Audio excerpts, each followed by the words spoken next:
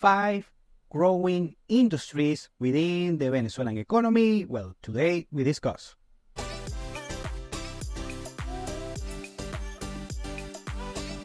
Welcome to Venezuela Insider, the only place in Venezuela for expats, digital nomads, entrepreneurs, investors, travelers, and related internationals.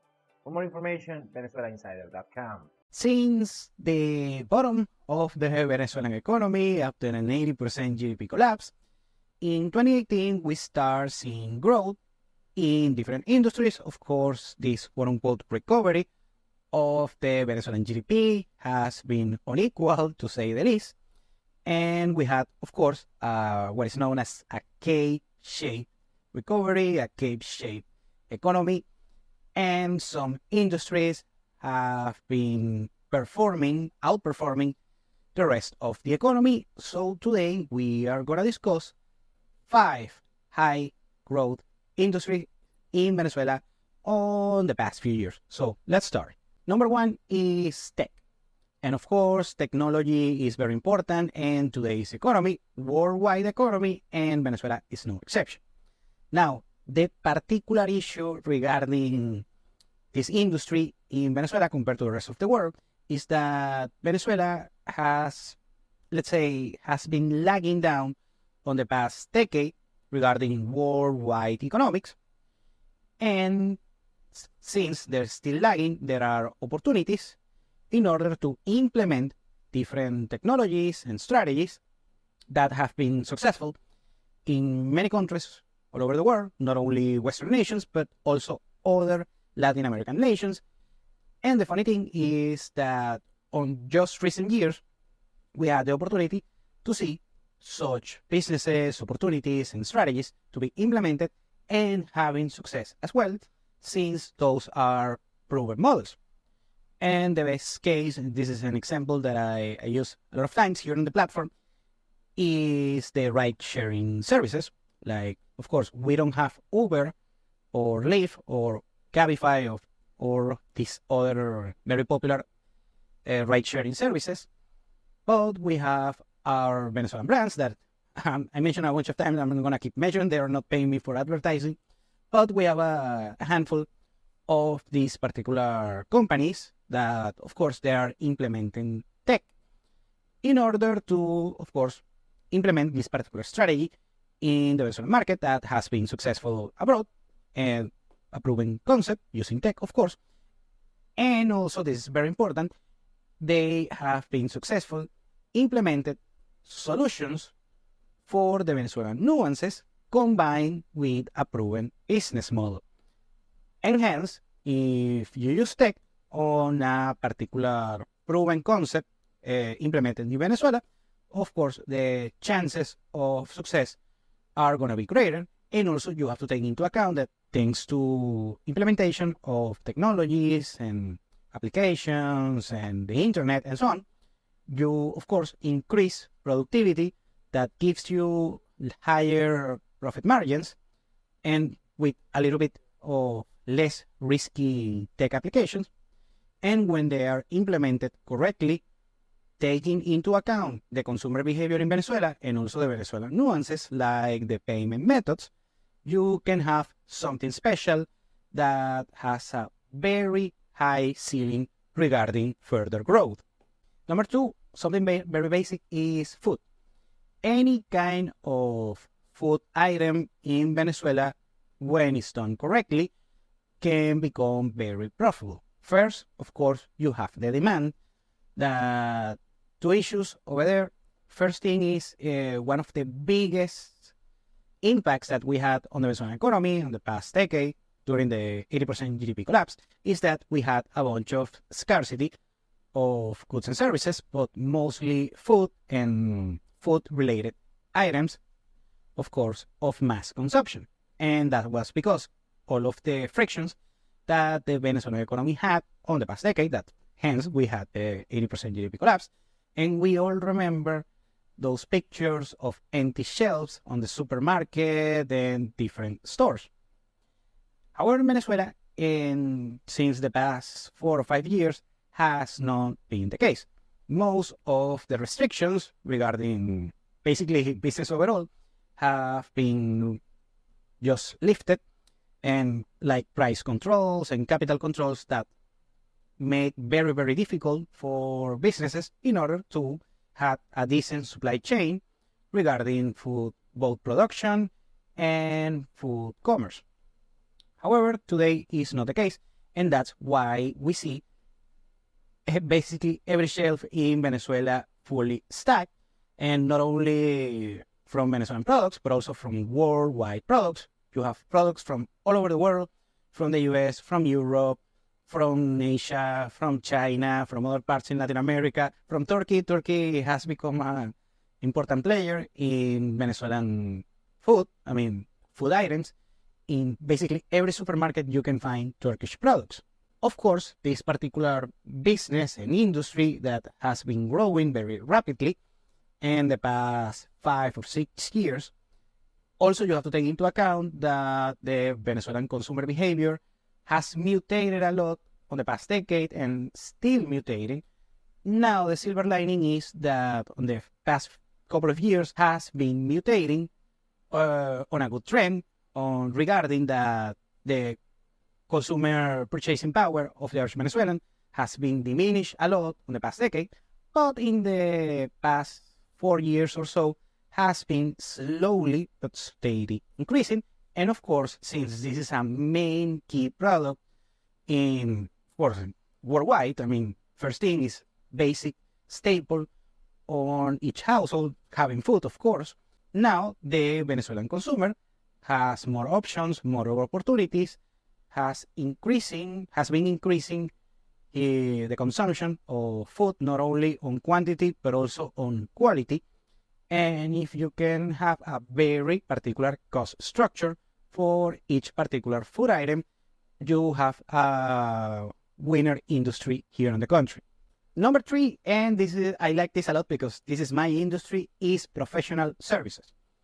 Here in Venezuela, something that happens, and I explain this a lot, is that professional services are very unappreciated.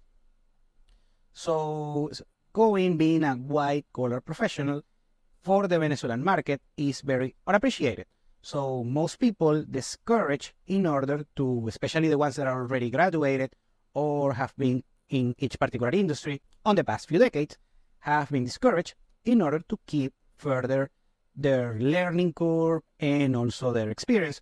So since they got discouraged, they basically choose another field, a more practical field like trades and sales and that kind of stuff. Very good. What happened is the fewer ones that they were persistent for a better future and have, despite the crisis, still increasing their skills, abilities, and experience, increasing further their learning curve. Now they are able to implement such experience and know-how on each particular professional service in order to establish, let's say, healthy business. Now, the biggest thing about this particular business and industry, the professional services, and believe me, I can tell you that much because that's my thing, is that just a handful, this is a market in Venezuela that the winner takes it all. It's just a handful, it's a Pareto principle that just a handful of each particular profession has the opportunity to be profitable and being financially successful. And of course, depends also on the industry. For instance, lawyers. You have a bunch of lawyers, but only a handful of lawyers that are actually good talent, and they are able to charge, a premium for their services. Believe me, I know that much.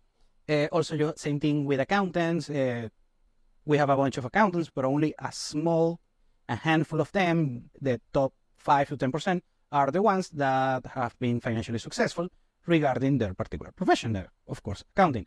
And you can say the same thing about engineers, any other white-collar profession here in the country, because the main issue is that you are not going to be financially successful, most likely in Venezuela, providing professional services as an employee.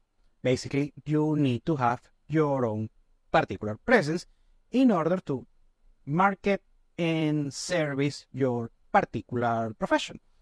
And that becomes difficult because not only you have to be a professional in your particular field, could be law, could be accounting, could be engineering, whatever may be the case, but also you have to take the nuances of a business and apply it for yourself. Sales, marketing, digital marketing, and many accounting, of course, if you're not an accountant, and many other nuances that comes from having your own business. So the fewer ones that are able, first, of course, they're being good professionals and keep further their particular learning curve, adapting to the today's paradigm in each particular field. Also combining this with processes like sales, marketing, accounting, whatever may be the case, those are the ones that have been successful, let's say, to a certain degree, and can make a living with those particular professional services. Number 4 is commerce, but especially e-commerce.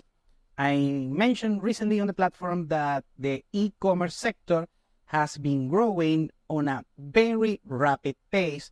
I'm talking 1,000%, 2,000% year-over-year growth. So imagine, of course, that curve has been diminishing. Right now 100 and 150% per year, year-over-year growth. So this industry, of course, like I mentioned previously, Venezuela has been lagging compared to the worldwide economy. And now in the past few years, since let's say COVID, we had the opportunity, of course, of implementing successfully those particular business models within Venezuela, and e-commerce is one of them. So many companies on the commerce sector overall, what they have been doing is that they have both the classical structure of the commerce sector, the brick and mortar store and warehouse or shopping mall, whatever might be the case, implemented successfully, taking into account the Venezuelan nuances and the Venezuelan economics overall, combining that with good marketing, digital marketing, but also an e-commerce platform that, depending on how well it's implemented for each particular niche of the market, have been very successful. And the estimation of further growth on both commerce and e-commerce in Venezuela is actually very bullish in years to come. And number 5 is healthcare. Healthcare, that is another industry that, let's say, I have some experience on this particular regard. Well, it has grown actually decently on the past 6-7 years. COVID, actually one of the winning industries during COVID, I mean, sadly, but it's not only about that. Of course, we have to go yet again with the 80% GDP collapse until 2018, and afterwards we had a mild recovery, but still a long way to go, yada, yada, yada. Very good. But first, we have to understand how the healthcare system works in Venezuela. We have public healthcare that is quote-unquote free, and the nuances with the public healthcare is that it's lackluster, undersupply, understaffed, the facilities are horrible, but still for free healthcare, you have a bang for your buck on the public sector. However, most of the crises and circumstances that you want to solve regarding healthcare, this is a particular industry, most likely you are going to solve it with the help of the private sector. And of course, and also you have to take into account the socioeconomic status of each particular user of healthcare services. And what happens is, even on the lower end, talking socioeconomic levels, you need synergy between the public services and the private services. On the public services, of course, most likely you still have lackluster facilities, but you still have facilities, lackluster personnel regarding the quantity of them, but still you have healthcare professionals. But not everything is going to be free. For instance, if you need a surgery or something, you are going to need supplies. You are going to need probably paying another provider of healthcare, depending for a particular issue. I mean, it's a very complex matter, but usually it will be using synergy between public and private healthcare. And also you have to take into account that, let's say, the richest 20% of Venezuelans, most likely they will use only the private healthcare system that is expensive for Venezuelan standards, but is, let's say, manageable, reasonable for worldwide standards. And if you go through this particular process, of course, the margins are high because doctors usually and healthcare professionals charge a premium for their services.